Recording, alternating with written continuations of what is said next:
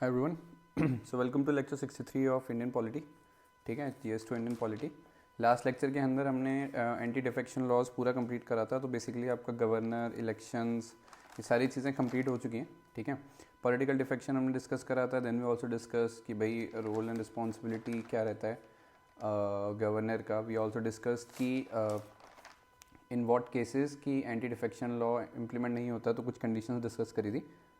सो उन सारी चीज़ों को बेसिस पे we concluded the every aspect of political defection, governor office, elections, everything. So from today onwards will be starting a new topic which is very crucial for polity, that is your local government. ठीक है, local government के अंदर हम पूरा पढ़ेंगे local self government, जिसके अंदर आपका 73rd अमेंडमेंट एक्ट आता है, राइट, जो बाद में हम पढ़ेंगे. 73rd अमेंडमेंट एक्ट हो गया, 74 आ गया. ठीक है, जो पंचायती राज इंस्टीट्यूशन, पीसा, ये आने वाले कुछ लेक्चर्स में हम ये पढ़ेंगे. ठीक है, then will also discuss in coming lectures, और आज के लेक्चर्स को मिला के थोड़ा फाउंडेशन बनेगा. आने वाले कुछ लेक्चर्स में हम 5th शेड्यूल, ठीक है, then you have 6th schedule, ये सारी चीज़ें पढ़ेंगे. ठीक है, अंडरस्टैंडिंग लेंगे लोकल गवर्नमेंट की. Urban, rural, urban, local government हो गया, या मतलब अलग अलग टाइप के जो लोकल गवर्नमेंट्स हैं वो सारे हम डिस्कस करेंगे प्रॉपर्ली. ठीक है, तो आज के लेक्चर में जो फाउंडेशन रहेगा हम उसको समझेंगे कि भाई अगर कोई बड़ी सिटी है जैसे मुंबई, तो उसमें से डिस्ट्रिक्ट, ब्लॉक, विलेज कैसे कैसे डिस्ट्रीब्यूटेड रहता है. देन विल ऑल्सो अंडरस्टैंड कि किस लेवल पे ज़िला परिषद आता है, किस लेवल पे पंचायत समिति आती है, या किस लेवल पे ग्राम पंचायत आता है. तो उसका हम पूरा होलिस्टिक व्यू समझेंगे. ठीक है, I will just remove this. Now coming back, तो अर्बन लोकल गवर्नमेंट के बारे में हम पढ़ेंगे. पार्ट 9 आर्टिकल 243 पी से लेकर 243 2G तक. ZG है ये, नॉट 2G, ZG. PG से लेकर ZG आर्टिकल्स जो हैं उसमें ऐड हुआ था. पार्ट 9A प्रॉपर डिस्कस करेंगे. ठीक है, देन विल ऑल्सो डिस्कस कि जो उसका फाउंडेशन था कि भाई थर्ड लेवल ऑफ गवर्नमेंट क्यों चाहिए. तो एक सबसे पहली प्रोग्राम थी कम्युनिटी डेवलपमेंट प्रोग्राम. ठीक है, 1952 में. उसके अंदर आपका नेशनल एक्सटेंशन स्कीम था. 1953 के अंदर ये जब आया तो ये इवेंचुअली फेल हो गया था. तो उसके बेसिस पे कमेटी बिठाई गई थी. ठीक है, अशोक मेहता कमेटी. तो उन्होंने ये कंक्लूड करा था कि व्हाट वाज द रीज़न कि why, sorry not Ashok Mehta, Balwant Rai committee. ठीक है, बलवंत राय कमेटी. और उन्होंने कुछ सजेशंस दिए थे जिसके बेसिस पे आपका जो थर्ड लेवल ऑफ गवर्नमेंट है, that is your panchayat raj या लोकल गवर्नमेंट, उसका इंट्रोडक्शन आया था. ठीक है, will also understand the whole concept. Different committees के डिफरेंट रिकमेंडेशंस थे, वो हम डिस्कस करेंगे. जैसा Balwant Rai committee, Ashok Mehta committee, GVK Rao committee and LM Singhvi. ठीक है, and the last topic for the day would be your introduction to 73rd amendment act, जिसके basis पे आपका ये पंचायती राज इंस्टीट्यूशन इस्टेब्लिश हुआ. एंड 74th अमेंडमेंट एक्ट जो हम नेक्स्ट लेक्चर से स्टार्ट करेंगे, उसमें आपका जो म्यूनिसिपैलिटीज़ वाला कॉन्सेप्ट था वो इंट्रोड्यूस होगा. ठीक है, so without further adieu let's start. तो सबसे पहले तो ब्रेक डाउन समझना ज़रूरी है. So here I have taken an example of Mumbai. अगर मैं मुंबई एज अ सिटी को पूरा ब्रेक डाउन करूँ, दिस इज़ अ सिटी, तो अगर इसको पूरा ब्रेक डाउन करूँ तो उसके अंदर, सिटी के अंदर सबसे पहला आता है आपका डिस्ट्रिक्ट, दैट इज़ शोलापुर. ठीक है, डिस्ट्रिक्ट के अंदर आता है आपका ब्लॉक झोलपुर, और फिर आता है विलेज भोलापुर. ठीक है, तो जो हायरार्की है और डिस्ट्रीब्यूशन है वो इस हिसाब से है कि सिटी है, सिटी में डिस्ट्रिक्ट आता है, डिस्ट्रिक्ट में ब्लॉक आ गया, और ब्लॉक के अंदर आपका विलेज है. ठीक है, नॉट अंदर बट हाँ सब पार्ट कलेक्टिवली बोल सकते हो कि कलेक्टिव मिला के बनते हैं, या उससे छोटे पार्ट को बोलते हैं. ठीक है, तो ये बाइफिकेशन है. ठीक है, तो Mumbai is your city, then district, then block, then village, right. In the same manner अलग अलग लेवल्स को रेगुलेट या अलग अलग लेवल्स को मैनेज करने के लिए लोकल गवर्नमेंट का जो बाइफिकेशन है वो इस हिसाब से है कि डिस्ट्रिक्ट लेवल पे आपका ज़िला परिषद होता है. ठीक है, ब्लॉक लेवल पे आपकी पंचायत समिति होती है. ठीक है, और विलेज लेवल पे आपका ग्राम पंचायत होता है. ठीक है, पंचायत समिति is not mandatory, it depends on the population density. ठीक है, वो हम बाद में डिस्कस करेंगे, बट आइडियली ये ब्रेक डाउन होता है पूरा. ठीक है, और जो सिटीज़ रहती हैं उसके अंदर आपको यूजुअली म्यूनिसिपैलिटीज़ चलती हैं. ठीक है, ये हम आगे डिस्कस करेंगे, बट अभी हायरार्की का ब्रेक डाउन समझना ज़रूरी है. ठीक है, सो जो मेन फाउंडेशन था या जो मेन क्वेश्चन था कि भाई जो इलेक्टेड मेंबर्स होते हैं, ठीक है, अगर आप किसी MP या MLA को आप इलेक्ट करते हो, तो वो दिल्ली में जाके, जैसे अगर आप किसी एमपी को इलेक्ट करते हो, ठीक है, वो एमपी दिल्ली में बैठ के जो ग्रास रूट लेवल की प्रॉब्लम्स हैं उसको एड्रेस करने में हो सकता है इनएफिशिएंट हो, ठीक है। तो as a voter here this is one voter named as Bhola, hypothetical name है। तो अगर मैं भोला की दिक्कत की बात करूँ तो वो विलेज में रह रहा है, ठीक है, और जो एमपी सेलेक्ट हुआ है जिस कॉन्स्टिट्यूंसी का पार्ट है उसके बीच में बहुत ज़्यादा गैप है, ठीक है। अब उस गैप को एड्रेस करने के लिए what could have been done, वो एक प्रॉब्लम स्टेटमेंट था कि भाई कहीं ना कहीं जो एमपी इलेक्ट होके जा रहे हैं वो विलेज लेवल तक इतने एफिशिएंटली काम नहीं कर सकते। तो देयर वाज दिस थॉट कि क्यों ना एक लोकल रूलिंग गवर्नमेंट या एक थर्ड लेवल ऑफ गवर्नमेंट बनाया जाए जो कि स्पेसिफिकली विलेज हो गया, आपके डिस्ट्रिक्ट हो गया, उन सारी चीज़ों को, उनके कंसर्न्स और उनकी क्वेरीज को एड्रेस करें, ठीक है। तो यही यहाँ पे लिखा है, इसको लिख लो। इसको लिखने से पहले फर्स्टली राइट डाउन, क्योंकि हमने यहाँ पे भोला लिया तो उसका एक केस स्टडी टाइप बना लो। भोला इलेक्टेड एन एमपी और एन एमएलई और both to resolve his concern which is of village level, ठीक है। तो इसने जिसको भी इलेक्ट करा होगा, ठीक है, एमपी के लिए भी वोट दिया होगा और एमएलए के लिए भी, तो इसको ये लगता है कि एमपी और एमएलए जो इलेक्ट होके गए हैं वही उसके विलेज लेवल के जो कंसर्न है उसको रिजॉल्व करेंगे, ठीक है। बट अगर आप देखो तो मुंबई और विलेज में जितनी हायरार्की का डिफरेंस है उसके बेसिस पे there is a vast gap between voter who is at a village level and an MLA MP of his area, ठीक है। अब ये जो गैप है, इस गैप को आप कैसे बाइफिकेट कर सकते हो, ठीक है। गैप को, एक तो फिजिकली डिस्टेंस बहुत हो गया कि भाई अगर कोई एमपी इलेक्ट होकर जा रहा है तो वो दिल्ली में बैठता है, ठीक है, तो फिजिकल डिस्टेंस। फिजिकल डिस्टेंस के अलावा भाई प्रॉब्लम जो फेस होती है विलेज लेवल पे वो उतनी ज़्यादा लोग एट एमपी एमएलए लेवल उतने ज़्यादा अवेयर नहीं होते उस चीज़ों को लेके, ठीक है। थर्ड इज़ कि वाई देयर इज़, मतलब ये चीज़ें पॉइंट हम वो डिस्कस करें कि क्यों गैप आता है, ठीक है। तो सबसे पहला रीज़न ये है कि भाई फिजिकल डिस्टेंस बहुत ज़्यादा है, ठीक है। सेकेंड ये है कि जो प्रॉब्लम फेस होती है एट विलेज लेवल उस प्रॉब्लम के बारे में आपका एमपी एमएलए अवेयर ही नहीं है, ठीक है।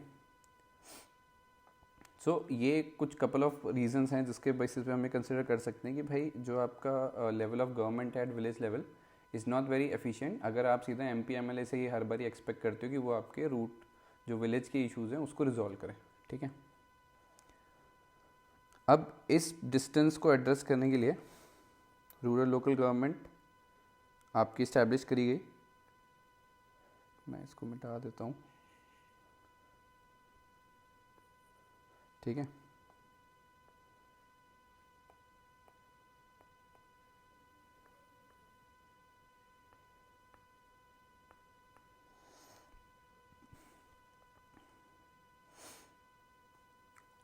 सो इसमें लिख लो, to tackle this gap between the voters and the government rural local government concept was brought at the doorsteps of the voters, ठीक है। इसमें नेक्स्ट लिख लो, rural local government is in part 9 of constitution, ठीक है, part 9 का part है,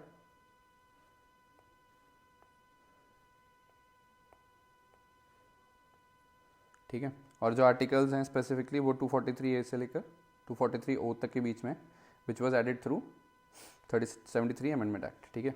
तो ये जितने भी आप ये वाली गवर्नमेंट की देख रहे हो ना, ग्राम पंचायत, पंचायत समिति, ये सारी चीज़ें 73 अमेंडमेंट एक्ट के थ्रू ही ऐड हुई हैं, ठीक है।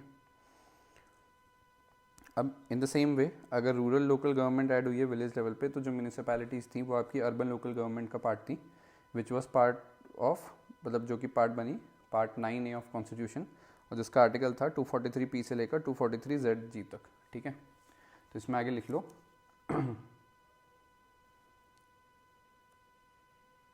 So, local government is the government at the district level and below, full stop.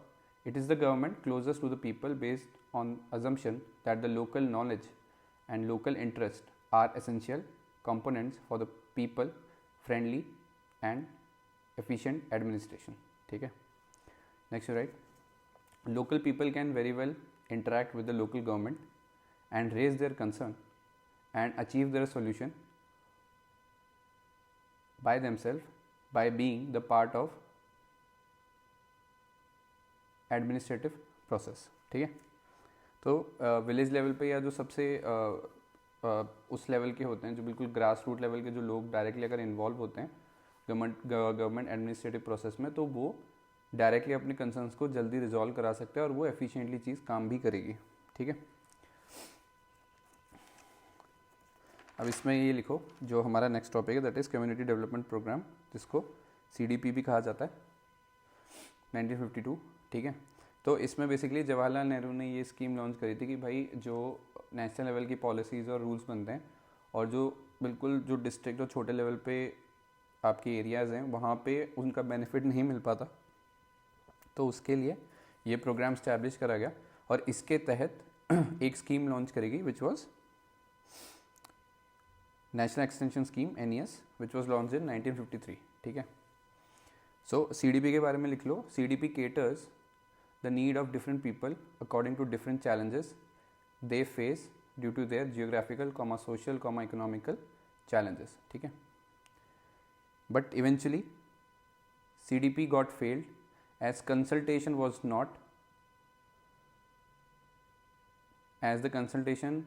was not done with the impacted people। मतलब आप जिन लोगों के लिए आप स्कीम लेके आ रहे हो जो कि जियोग्राफिकली या सोशली इकोनॉमिकली बिल्कुल डिस्टिंक्ट हैं from the majority of the India, आपने उनके संग कभी वो उनके कंसर्न्स या उनके जो मतलब जो भी आप पॉलिसीज इंप्लीमेंट करना चाहते हो उनसे कभी आपने डिस्कशन ही नहीं करा, तो जो उन लोगों का इन्वॉल्वमेंट था इस पूरे स्कीम में वो हुआ ही नहीं। सो इट अनफॉर्चुनेटली जो आउटपुट था इस स्कीम का और इस प्रोसेस का वो फेल हो गया। ठीक है, अब इस चीज़ को प्रॉपर एनालाइज करने के लिए जवाहरलाल नेहरू ने बलवंत राय कमेटी को इस्टेब्लिश कराया था। ठीक है, लिख लो इसको। Jawaharlal Nehru created Balwant Rai Mehta committee in 1959 to understand the reason of the failures of CDP, that was your community development programme. ठीक है, एंड जो उनका बलवंत राय कमेटी का जो कंक्लूजन था वो ये था कि he concluded that the democratic decentralisation is needed. मोटा मोटी बात यह है कि अगर आप डिस्ट्रिक्ट लेवल विलेज लेवल तक अगर आप गवर्नेंस को अच्छा इंप्रूव करना चाहते हो तो आपको उन लोगों की इन्वॉल्वमेंट चाहिए ही चाहिए इन गवर्नमेंट फंक्शनरीज। ऐसा नहीं है कि आप हर डिसीजन जो दिल्ली से पास करते हो वो ग्रास रूट लेवल या विलेज लेवल पे जाके एफिशिएंटली इंप्लीमेंट हो, दिस इज़ नॉट पॉसिबल। या फिर अगर आप स्टेट असेंबली या स्टेट लेजिस्लेटिव के बेसिस पे कोई भी ऐसा रूल निकालते हो तो वो भी ज़रूरी नहीं है कि वो ग्रास रूट लेवल पे जाके सक्सेस हो। अगर आपको ग्रास रूट लेवल पे जाके गवर्नमेंट पॉलिसीज़ या गवर्नेंस को 100 मतलब एफिशिएंटली इंप्रूव कराना है तो यू नीड डिसेंट्रलाइजेशन। ठीक है, you need democratic decentralisation so that the people at the root level can be directly involve in the government policies and governance. ठीक है, तो इनके कंक्लूजन के बेसिस पे आपका जो कॉन्सेप्ट था which was local self government वो इंट्रोड्यूस हुआ। ठीक है, और लोकल सेल्फ गवर्नमेंट बेसिकली आपका दोनों के लिए यूज़ होता है, योर अर्बन प्लस रूरल। ठीक है, और इवेंचुअली ये जो गवर्नमेंट का जो कॉन्सेप्ट था ये स्टेट लिस्ट बना बिकॉज द प्रोसेस वाज कि जो भी डिसेंट्रलाइजेशन हो रहा है वो अगर स्टेट के पास रहेगा तो स्टेट विलेज म्यूनिसिपैलिटीज़ डिस्ट्रिक्ट के लेवल पे अपने इसमें डिसेंट्रलाइज कर सकती है अपने फंड्स या थोड़ा हेल्प लेके सेंट्रल गवर्नमेंट के से हेल्प लेके थोड़ा फंड्स को मर्ज करके वो डायरेक्टली एम्पावर कर सकती है ज़िला परिषद, ग्राम पंचायत, ठीक है, पंचायत समितिज़, म्यूनिसिपैलिटीज़ को to take direct action and make things work. ठीक है, तो कॉन्सेप्ट ऑफ जो लोकल सेल्फ गवर्नमेंट था वो आपका अर्बन और रूरल के लिए था। ठीक है, और उसके बेसिस पे आपका जो कॉन्सेप्ट बन के आया वो आपका इवेंचुअली स्टेट लिस्ट था, ना ही वो कंकरेंट लिस्ट था, ना ही वो सेंट्रल लिस्ट था। ठीक है, सो नेक्स्ट इज जो मेन कंसेप्ट है दैट इज जो रूरल लोकल गवर्नमेंट। लिखो इसमें under this the term Panchayati Raj, under this the term Panchayati Raj signifies the system of rural local self government with the responsibility of rural development. Next you write rural local self government is given constitutional status under 73rd Amendment Act and 74th Amendment Act. ठीक है, 74th आपके municipalities के लिए था but यहाँ लिख लो एक साथ, म्यूनिसिपैलिटी वाला लिख लो।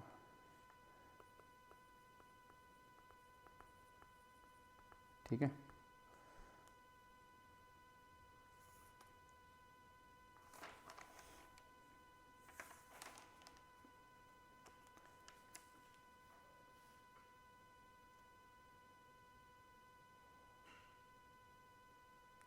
ठीक है। तो अब इसमें जो बलवंत राय कमेटी थी इनिशियली, जिसने ये बोला कि भाई जो डेमोग्राफिक डिसेंट्रलाइजेशन इज़ नीडेड, उसके बारे में थोड़ा लिख लो कि भाई ये जो कमेटी थी that was established in 1959 and the aim of this committee was to examine the functioning of CDP and National Extension Scheme. ठीक है। Next you write in this Balwant Rai committee only, the committee recommended institution for democratic decentralization which came to be known as PRI. ठीक है। PRI was famously known as your Panchayati Raj institution. ठीक है।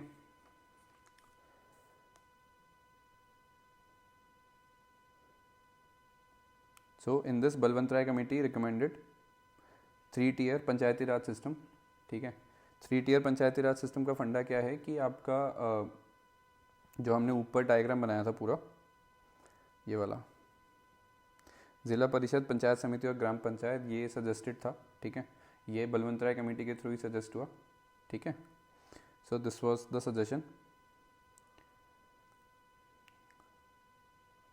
सो इसमें लिख लो Balwant Rai committee recommended 3-tier Panchayati Raj system. Next right,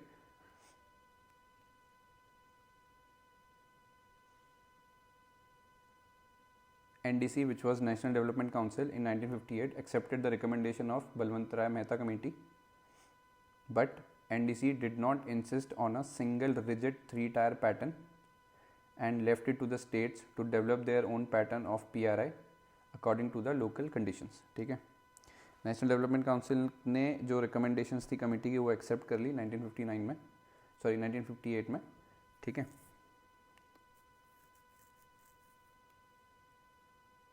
सो उसके basis पे उन्होंने ये बोला कि भाई ठीक है, हम कॉन्सेप्ट को एक्सेप्ट करेंगे, बट जो 3 लेवल गवर्नमेंट का जो सजेशंस था बलवंत राय कमेटी का, वो उन्होंने बोला कि that is up to the state कि वो किस लेवल पे और किस डायनामिक तरीके से इस कॉन्सेप्ट को अपनाना चाहेंगे, बिकॉज हर स्टेट का अपना खुद का जियोग्राफिकल, सोशल, इकोनॉमिकल जो भी कैरेक्टरिस्टिक्स है वो अलग है। So it is up to the states how और how many levels of government they need to function PRI। ठीक है। सो इसमें वही लिखा है, NDC national development council accepted the recommendation of BRMC but NDC did not insist on a single rigid 3-tier pattern and left it to the states to develop their own pattern of PRI according to the local conditions. ठीक है। And eventually the first PRI Panchayati Raj institution came in Nagaur district of Rajasthan. ठीक है। On 2 अक्टूबर 1959। ठीक है। अब PRI का जो phase था वो भी अलग अलग था। ठीक है। Initially from 1959 to 1965 the PRI there was a vast improvement or the growth of PRI concept in different parts. ठीक है। From 1965 to 1969 there was a stagnation. I mean the implementation, the output, the performance was not up to the mark. It became stagnated. 1969 से 1992 तक there was a decline. ठीक है। in acceptance या PRI का जो efficiency थी वो बढ़ने की जगह घटनी स्टार्ट हुई। ठीक है। And then again 1992 onwards resurgence happened. ठीक है। Because eventually the panchayat as a whole system got added in the constitution. तो वही constitutional right बन गया rather than a very मतलब normal state law बोल लो या centralized law को। तो अगर कोई भी concept constitution में add हो जाता है तो it values more and उसकी जो implementation है वो और ज़्यादा बेहतर तरीके से होती है। ठीक है। तो resurgence से पहले जब जो decline हुआ था, ठीक है, उसमें उस डिक्लाइन को एड्रेस करने के लिए there were multiple committees which were formed. इसमें सबसे पहली कमेटी थी आपकी Ashok Mehta committee of 1977 to address this concern. ठीक है। और उन्होंने जो सजेशंस दिए वो ये थे, लिख लो इसमें, अंडर अशोक मेहता कमेटी 1977 ही suggested that rather having a 3-level government we should offer 2-level government. ठीक है। 2 लेवल गवर्नमेंट का उन्होंने सजेशन दिया। एक तो था डिस्ट्रिक्ट लेवल की विच वॉज योर जिला परिषद, और एक ब्लॉक लेवल पे which was known as Mandal panchayat. ठीक है। सो मंडल पंचायत का फंडा क्या रहता है, it is called as Mandal Panchayat, that means it is a cluster of villages.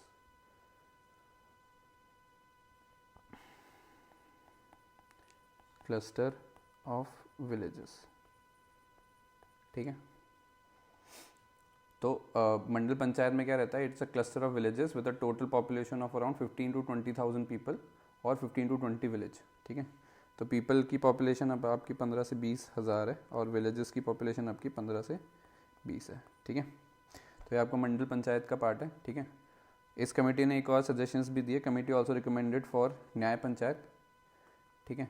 वो क्या है हम आगे डिस्कस करते हैं अभी, बट लिख लो इससे पहले। This committee was form to revive and strengthen PRI by Janata Dal committee, ठीक है। जनता दल गवर्नमेंट ने ये सजेस्ट करा और ये कमेटी फॉर्म करी थी।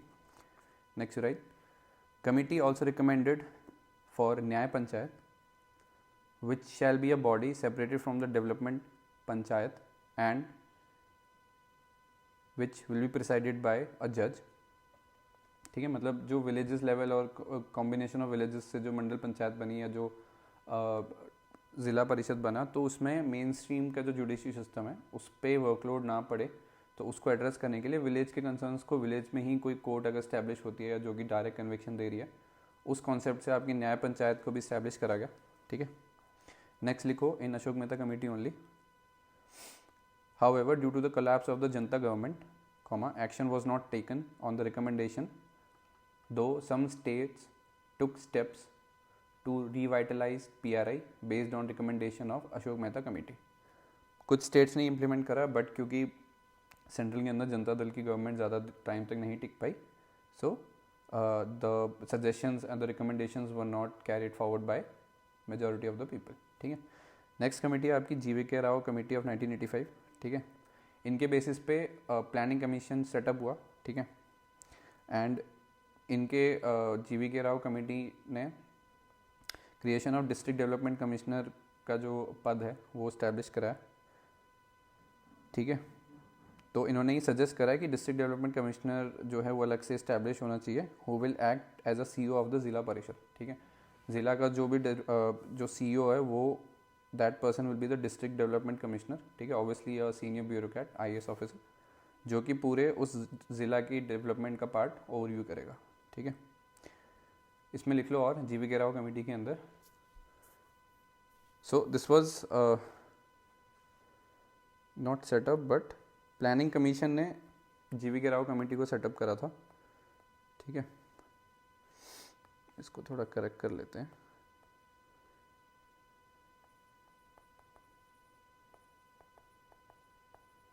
ठीक है। प्लानिंग कमीशन ने ये सेटअप करा था। Next right, GVK Rao committee on administrative arrangements for rural development and poverty reduction programme appointed by the planning commission in 1985 concluded that development process across state was gradually getting bureaucratized, लिख लो, ठीक है। बहुत ज़्यादा मतलब होता है ना कि सरकारी बाबू लोगों का काम की वजह से उतना ज़्यादा डेवलपमेंट नहीं हो पा रहा है ना, तो इसको ब्यूरोक्रेटाइज कहते हैं। And eventually the whole concept got divorced from PRI। तो ये उन्होंने कंक्लूड करा GVK राव कमेटी ने कि भाई जो डेवलपमेंट प्रोसेस होना चाहिए था अक्रॉस स्टेट वो धीरे धीरे बहुत ज़्यादा बाबू लोगों के जाल में फंस गया, ठीक है। And it eventually got divorced from PRI, ठीक है। पंचायती राज इंस्टीट्यूशन से वो धीरे धीरे जो होल आइडिया था या कॉन्सेप्ट था वो डाइवोर्स्ड हो गया, मतलब अलग हो गया, ठीक है। Next right, committee recommended reducing the developmental role of district commissioner and giving the major role to the PRI in development administration, ठीक है। तो पूरे डिस्ट्रिक्ट का जो डेवलपमेंट वाली रिस्पॉन्सिबिलिटीज़ थी वो DM से हटा कर सीधा पंचायती राज इंस्टीट्यूशन को देने के लिए उन्होंने ये सजेस्ट करा, ठीक है, रिकमेंड करा, ठीक है। Next right, a post of district development commissioner should be created, मतलब as per the GVK Rao committee a post of district development commissioner should be created in every district who will act as a CEO of Zilla Parishad and shall be in charge of all the development departments at district level, ठीक है। तो ये GVK Rao committee था, कुछ suggestions थे। The next committee is LM Singhvi committee,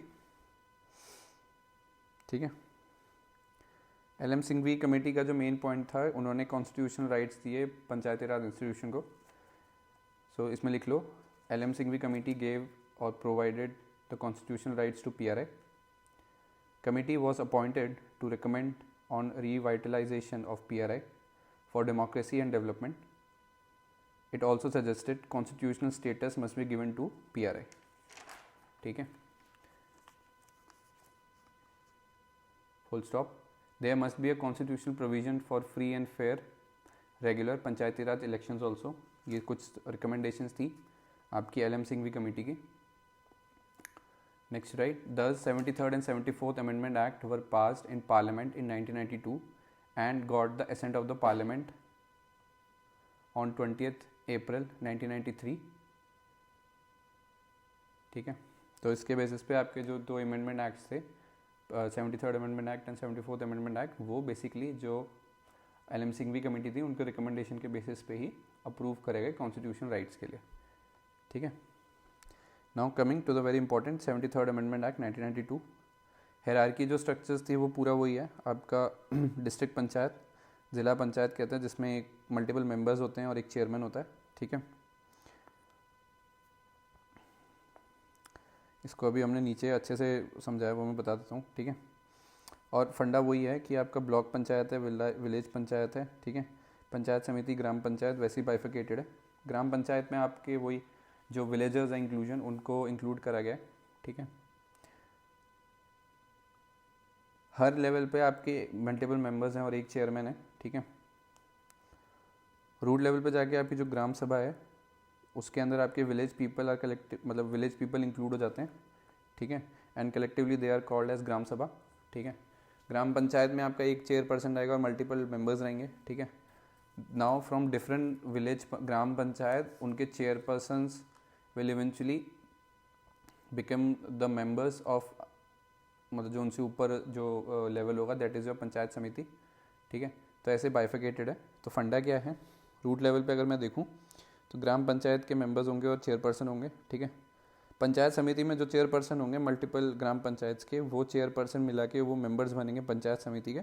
और पंचायत समिति में जो मतलब उनका जो कैरेक्टराइजेशन होगा, पंचायत समिति में आपके मल्टीपल मेंबर्स होंगे और वो मेंबर्स होंगे जो कि चेयरपर्सन होंगे डिफरेंट ग्राम पंचायत के, plus they will be one chairperson of Panchayat Samiti, ठीक है. Now multiple chairperson of different Panchayat Samiti will eventually become members of Zila Panchayat, और उस जिला पंचायत का एक चेयरपर्सन होगा, ठीक है. ऐसे पूरा ब्रेक डाउन करा गया है हायरार्की का, जहाँ पे अलग अलग लेवल पे अलग अलग रोल्स एंड रिस्पॉन्सिबिलिटीज़ ऑफर करी गई हैं, ठीक है.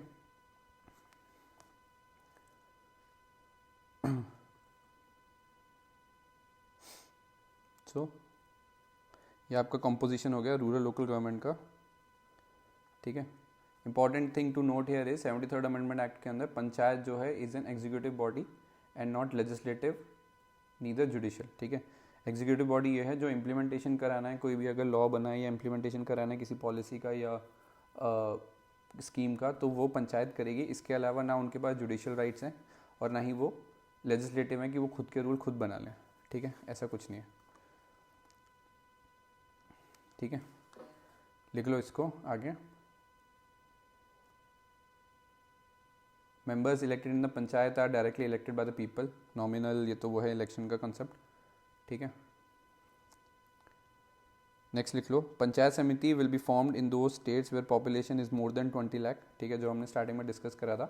3 लेवल गवर्नमेंट में आपका जिला परिषद, पंचायत समिति और ग्राम पंचायत बनता है, ठीक है. बट आइडियली अगर कोई ऐसा इंटरमीडिएट लोकेशन है जहाँ पे जो ऐसे स्टेट्स हैं जहाँ पे population is more than 20 lakh, ठीक है, तो आपका वहाँ पे panchayat samiti as a second level of government आता है, ठीक है.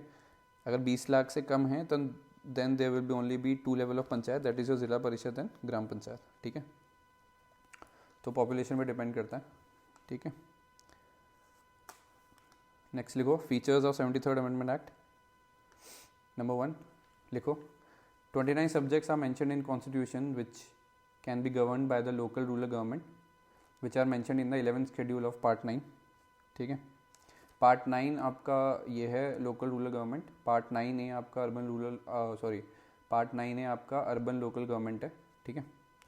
सो ये बाइफिकेशन याद रखना. Second feature of 73rd amendment act is 73rd amendment act provides for 3 level PRI, that is a Panchayati Raj institution, ठीक है, which is bifurcated as Gram Panchayat for village level, Panchayat Samiti for the block level and Zila Parishad for the district level, जो हमने यहाँ पूरा discuss करा. वही है hierarchy पूरी, ठीक है। इसके अलावा next you right, members of panchayat of all three levels are elected through direct election from territorial constituency within panchayat area. Next you write, the electorate is the gram sabha for all the three level, मतलब जो भी vote देंगे वो ग्राम सभा के members होने चाहिए. That is the person registered in the electoral rolls relating to the village within the areas of the panchayat. तो अगर आपको ज़िला परिषद कराना है, ज़िला परिषद की इलेक्शन कराने हैं या पंचायत समिति या ग्राम पंचायत, तो सब में आपके जो विलेज के मेंबर्स हैं वही आपके इलेक्टोरल वोटर्स रहेंगे, ठीक है। Next right, chairperson can be elected directly और indirectly only in Gram Panchayat from Panchayat Samiti, and Zila Panchayat chairperson is elected indirectly among the members, ठीक है। Chairperson from Gram Panchayat, chairperson for Gram Panchayat is left to state legislative to have direct और indirect selection, ठीक है। Next right, according to the 73rd amendment act, laws has to provide representative of chairperson of village panchayat in intermediate panchayat and representation of chairman of intermediate panchayat in the district panchayat, ठीक है।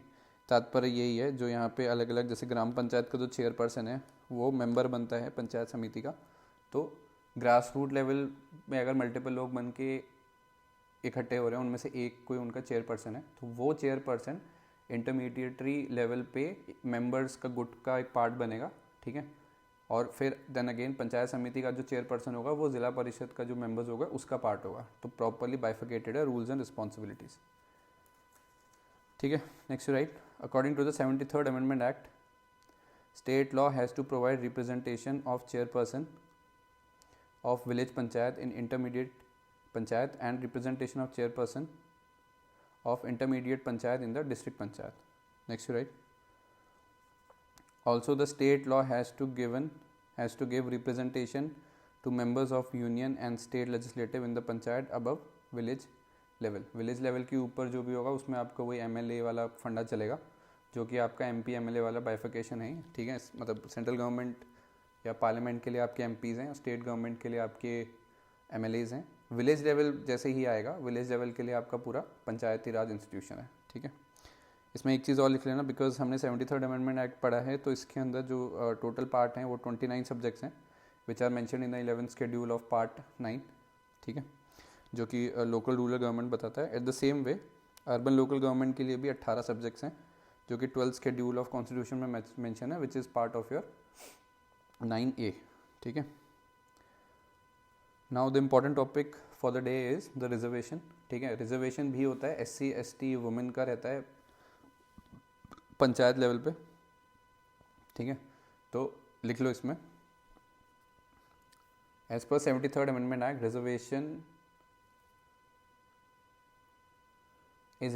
Reservation is applicable for the members as well as for the chairman at each level of panchayat, ठीक है। Next right, reservation for SC ST and women, ठीक है। इसमें ये लिख लेना, 1/3 of the total seats should be filled in the elections. अगर वहाँ पे रिजर्वेशन है तो वहाँ पे SC ST वुमेन्स को प्रॉपरली रिजर्वेशन मिलना चाहिए, ठीक है। मतलब प्रॉपरली मिलना क्या चाहिए, मिलता है अभी भी, ठीक है। और ये जो 1/3 वाला है ये प्रोपोर्शन है to the population of the village,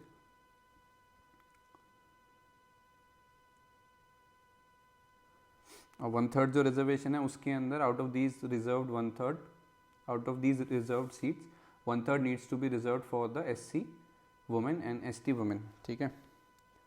तो मतलब वुमेन जो कि SC से आती हैं या ST से आती हैं उनके लिए भी 1/3 के अंदर जो रिजर्वेशन बनता है उसको आपको प्रॉपरली मतलब रिजर्वेशन देना पड़ेगा, ठीक है। Next you right, under reservation only if the state government want it can reserve seats for backward community for the post of chairman, bracket में लिखने ना, this provision is purely voluntarily and it is not a constitution provision. मतलब state government चाहे तो chairman की post पे OBC वाली community के लिए रिजर्वेशन लगा सकती है, but it is not constitutionally back, so that purely depends on the state, ठीक है। So this is all for today, ठीक है। नेक्स्ट लेक्चर में हम पंचायत का जो टर्म है वो प्रॉपर डिस्कस करेंगे। Functions and responsibility of panchayat, qualification, urban local government, ये सारी चीज़ें हम डिस्कस करेंगे, ठीक है। Now the important thing is कि ये जो टॉपिक है जो हमने आज डिस्कस करा, अगर आप लक्ष्मीकांत खोलोगे तो लक्ष्मीकांत में आपको सारी चीज़ें मिल जाएंगी। I just write here, Laxmikant में आप उठाओ चैप्टर 38, 39, 41, ठीक है। ये सारी चीज़ें हम आज के और अगले कुछ लेक्चर्स में प्रॉपर्ली इन्हीं में से पढ़ेंगे ढंग से, ठीक है।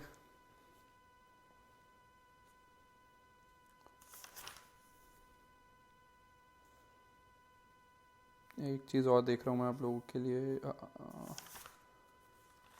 नहीं, ये जो चैप्टर्स है 38, 39, 41, इनको आप पढ़ लोगे तो आपको सारी चीज़ें और क्लियर हो जाएंगी। बिकॉज आने के कपल ऑफ लेक्चर्स भी, हम आने वाले जो कपल ऑफ लेक्चर्स हैं उसमें भी हम इन टॉपिक्स को थोड़ा और टच करेंगे, क्योंकि अभी आपके ऑटोनोमस डिस्ट्रिक्ट काउंसिल भी हम पढ़ेंगे, 6th शेड्यूल, 5th शेड्यूल जो आपका रहता है, शेड्यूल एरिया, शेड्यूल ट्राइब के लिए जो हम डिस्कस करेंगे, वो सारे आपके इन्हीं चैप्टर्स में से हैं 38 to 41, ठीक है। तो एक बार उसको पढ़ लेना। एंड ऑल्सो चैप्टर 37 ऑल्सो, ठीक है। Special provision for some states हैं, तो उसमें अंदर आपको चीज़ें और ज़्यादा क्लियरली हो जाएंगी कि भाई चल क्या रहा है मामला, ठीक है। एंड योर 30, चैप्टर 30 गवर्नर का है, तो गवर्नर वाले चैप्टर के अंदर ना अलग अलग स्टेट्स की क्या रिस्पॉन्सिबिलिटीज़ रहती हैं गवर्नर के पास, क्योंकि गवर्नर का कहीं ना कहीं, मतलब हम आगे लेक्चर में ही पढ़ेंगे, गवर्नर का रोल आपका ऑटोनोमस डिस्ट्रिक्ट काउंसिल के अंदर भी पड़ेगा, ठीक है, और ट्राइबल काउंसिल के अंदर भी पड़ेगा, ठीक है। तो वो सारी चीज़ें इसके अंदर पढ़ सकते हो। So this is all for today for lecture 63। Next lecture में हम ये सारी चीज़ें डिस्कस करेंगे, ठीक है। I hope you found this video informative. Like, share and subscribe if you like the content, ठीक है। Thank you for watching, keep working hard, keep studying, and I will see you in the next one. Bye bye, take